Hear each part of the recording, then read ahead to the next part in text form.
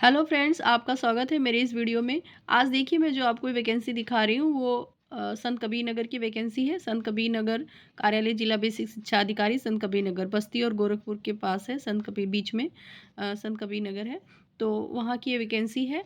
और आज मैं इसके बारे में बता रही हूँ और ये आज के पेपर में आया हुआ है। तो इसको ये वैकेंसी को जो भरना, ये भी उच्चीकृत विद्यालय की वैकेंसी है।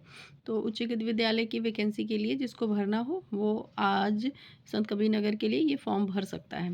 देखिए यहाँ पे जो है ये आपका जो आवेदन पत्र है वो 29/3 यहाँ पे जो लिखा हुआ है 29/3 इसी महीने की 29 तारीख तक शाम को 5 बजे तक पहुँच जाना चाहिए।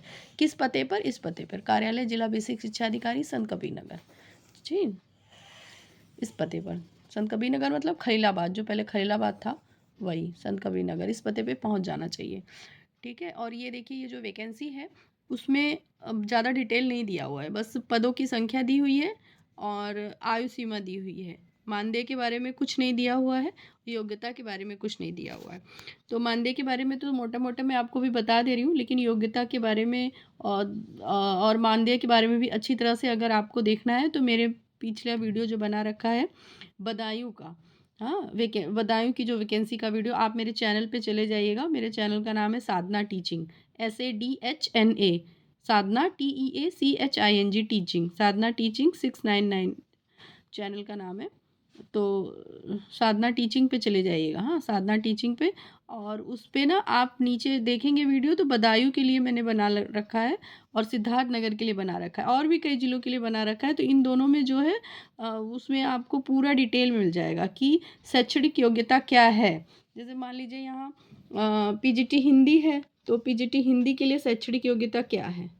ठीक है, ये बार बार ब्लर हो जा रहा है। ये PGT हिंदी के लिए शैक्षणिक योग्यता क्या है, इंग्लिश के लिए, गणित के लिए, मतलब सबकी शैक्षणिक योग्यता क्या है वो हर जगह हर जिले की सेम होती है।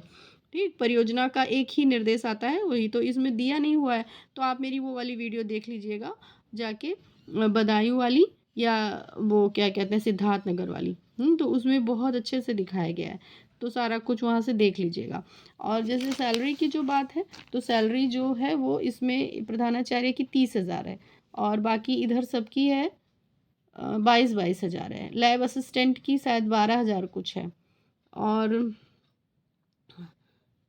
इसकी भी मुझे याद नहीं है, क्लियर नहीं है कितना है।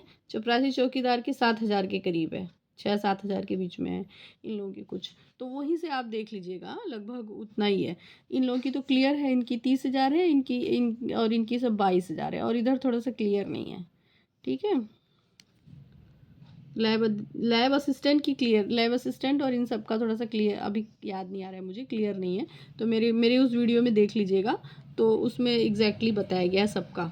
ठीक है, कितना है।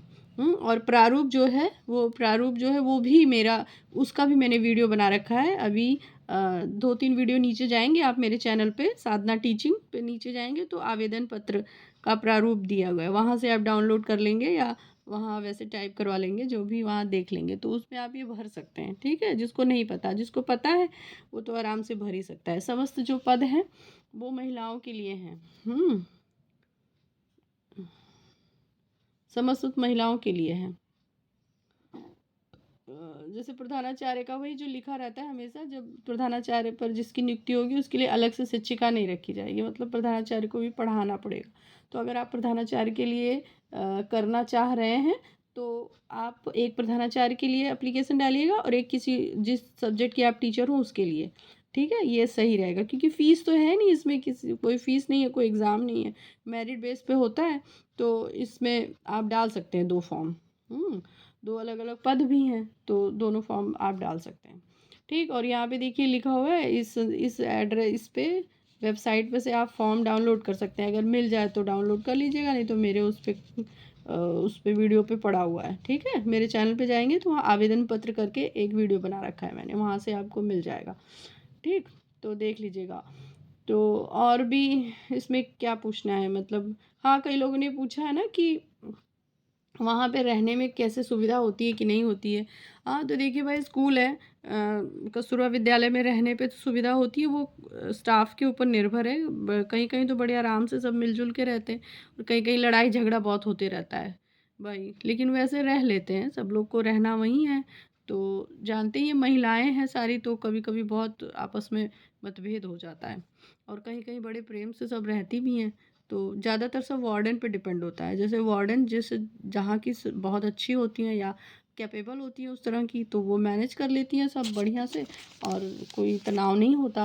और जहाँ पे ऐसी हो जाती हैं, अब आप लोग ये देखिए वार्डन जो होती हैं, जैसे अभी तक जो भर्तियाँ हुई हैं वो ऐसी मतलब बीएड वगैरह सब पहले कैसे कर लेते थे, किसी तरह कर लेते थे बीएड, किसी तरह पढ़ाई कर लेते थे तो डिग्री बन जाती थी। तो ऐसे सब वार्डन कई आ गई हैं, तो वो लोग का मैनेज नहीं हो पाता है ठीक से, लेकिन जो सही से बढ़िया से मैनेज करते हैं जो है वो लोग मैनेज कर भी लेते हैं तो अच्छे से। तो ये डिपेंड करता है वार्डनों के ऊपर बहुत सारा, और टीचर्स पे भी जो वहाँ की हैं आपस में कैसा तालमेल रहता है, तो वो उस तरह से होता है।